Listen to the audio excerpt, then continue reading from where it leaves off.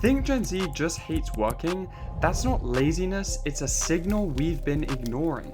Scroll through exit threads and you'll see it. My job was toxic. No one cared. I couldn't take it anymore.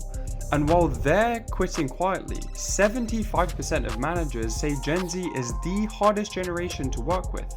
But this isn't about effort. It's about two generations talking past each other, then calling the silence entitlement. We're exposing why Gen Z keeps leaving and why companies keep acting surprised, because this isn't just the usual generational clash.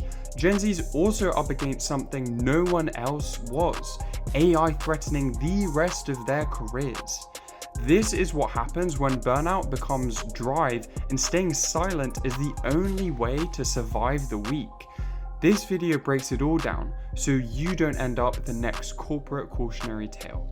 Just see this graph, just look at this graph. Lack of motivation or being labeled lazy is one of the biggest reasons nearly 50% of Gen Z is unemployed. That's brutal. And it doesn't stop there, there's more.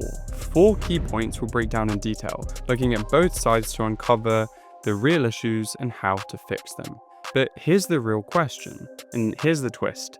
This isn't new. Let's take a step back here because we've heard this before. When millennials entered the workforce, they were called lazy too, the me generation, blamed for everything from killing the 9-to-5 to destroying marriages. Even Socrates, the Great, complained that the youth were lazy and disobedient.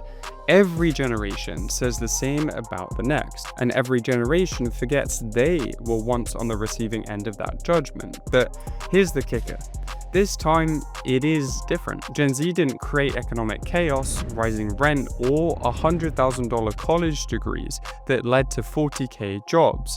They just showed up to play a game where the rules changed halfway through. Think about this.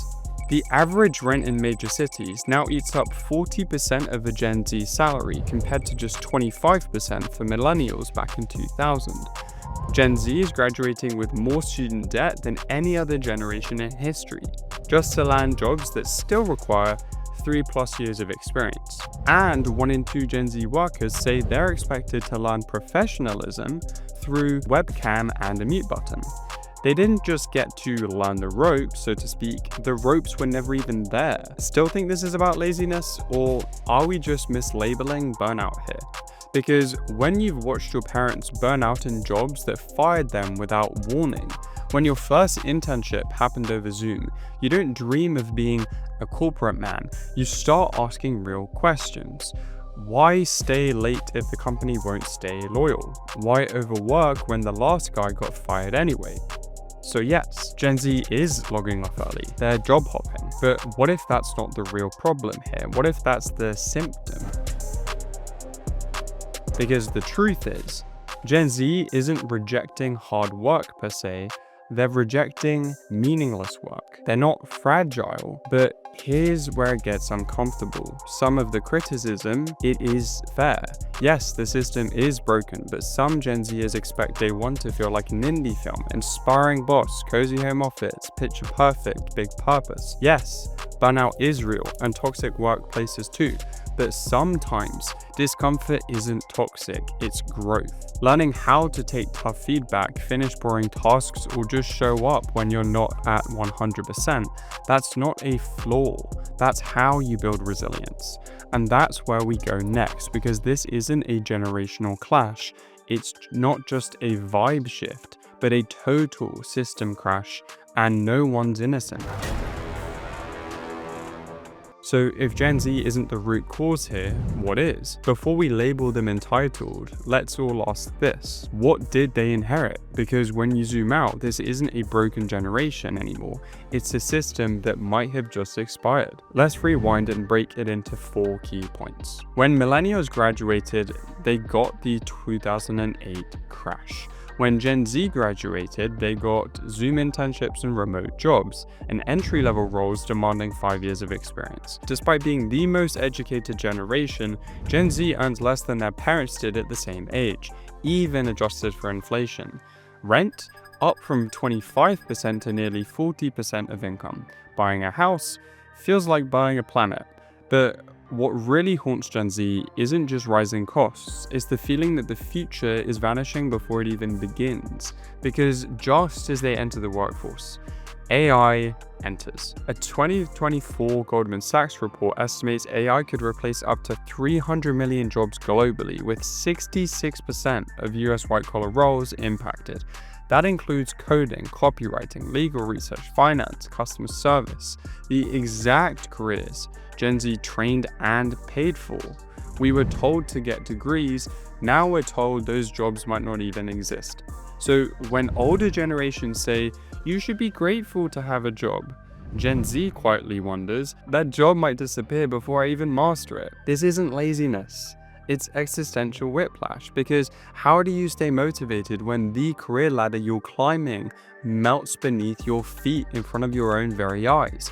They're not just competing with other applicants here, they're racing against replacement. They want balance, but they also want insurance against a system one disruption away from collapse. And that pressure, it changes how you see work, risk, and your own worth. So when Gen Z says, work doesn't feel worth it anymore, they're not being dramatic, but being rational. Then came the thing that changed not just a generation, but the whole world. A pandemic that trained a new worker. Then came the thing that changed not just a generation, but the entire working world. Let's not forget, a huge portion of Gen Z entered the workforce during a global pandemic. They didn't meet co-workers, they didn't learn to read a room. Instead, they were handed a Slack login and told, be professional. So when employers say Gen Z lacks soft skills, yes, that's true. But it's not a Gen Z flaw, it's a design flaw. You can't expect in-person polish from a generation that never got in-person training in the first place. They were taught to stay muted, keep cameras off, and stay distant. But here's the flip side of this. Not adapting to formal communication can cost you trust. That one-word Slack message or thumbs up, sure, it saves time, but it might also make your boss think you don't care. Between 30 and 40% of employers cite poor communication skills as a major issue. So yes, Gen Z needs to work on communication, but the system needs to teach it too. And this pandemic doesn't just lead to miscommunication, it opens the door to something even deeper, that is, mental health. Over 55% of Gen Z report being diagnosed with or treated for a mental health condition, more than any older generation, and 1 in 4 say their mental health affects their ability to work. Gen Z didn't just normalize mental health at work, they pushed it into the spotlight. And honestly, that's progress. Let's not forget, older generations worked through panic attacks, they burnt out in silence, but Gen Z is changing that. They're right to draw boundaries, but here's where it starts to get tricky. Some Gen Z workers confuse discomfort with danger. They treat all pressure as toxic maybe, and blur the line between mental health and accountability, like saying, I'm not in the right headspace every time you get feedback. That's not protecting your peace, that's just avoiding growth. Here's the uncomfortable truth. It's okay to reset, but don't use self-care as a shield from responsibility. It's okay to set boundaries, but own the output too. It's okay to say, I'm not okay, but also ask, what can I still deliver? And just as mental health enters the spotlight, so does the next hot topic, loyalty. And who really killed it? Well, Gen Z is now synonymous with job hopping. Older generations valued loyalty even when companies didn't. But Gen Z watched their parents get laid off after 15 years. They saw pensions vanish, and now AI is here to take a cut too. According to LinkedIn, over 40% of Gen Z plan to leave their current job within 2 years, and 35% would quit even without another offer. Why stay loyal to a system that isn't loyal to you? Also, if you're curious about how AI is killing white-collar jobs, drop a comment. We'll cover that soon. And here's the kicker, they're not wrong. Because with inflation outpacing salaries, job hopping every 12 to 18 months can boost earnings by up to 30%. That's where the incentive is. But not every jump is smart, you're taking a risk. 37% of hiring managers say job hopping is a red flag, and it makes them wonder, if you only stayed 9 months there, maybe you'll only stay 9 here too. That's why employers are uneasy. It's not just Gen Z's attitude, it's the unpredictability. In reality, employers don't hate Gen Z's work ethic, they hate losing power and maybe control. They don't like that the old rules don't scare you anymore. For the first time in decades, companies can't predict how workers will react. Sure, the system is flawed, but if Gen Z wants a better workplace, they need to show what better looks like. First, take ownership. Don't wait for permission, step up. You want autonomy? Prove you can handle it. That's how trust is built. Second, professionalism still matters. You can be chill and still be sharp. Reply to emails on time. Dress like you give a damn. Your vibe is cool, but your reputation, that's currency. Third, feedback is your secret weapon. 45% to 55% of employers say Gen Z struggles with feedback. It's not an attack. It's a shortcut for you, for your growth. Lean in, ask, improve. And no, not everything is toxic. Sometimes it is just guidance, maybe misdirected, sure, but still. Finally, build soft skills.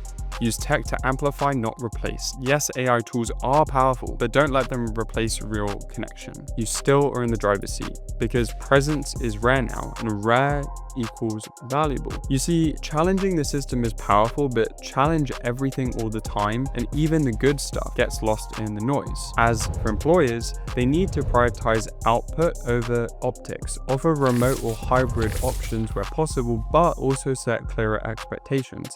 It's not about location, it's about the results. Define growth paths. Gen Z doesn't need a raise every 6 months, but they do need to see what actual progress and loyalty looks like. Train them on what's missing. Don't assume new hires know how to present or run meetings. Teach soft skills, be a mentor, create these mentorship opportunities. Better yet, pair them with experienced teammates who model real collaboration. Don't stick Gen Z on a junior committee just to check a box. Let them co-lead, let them learn, let them make mistakes. Redesign the onboarding, fix outdated internal tools no one touches.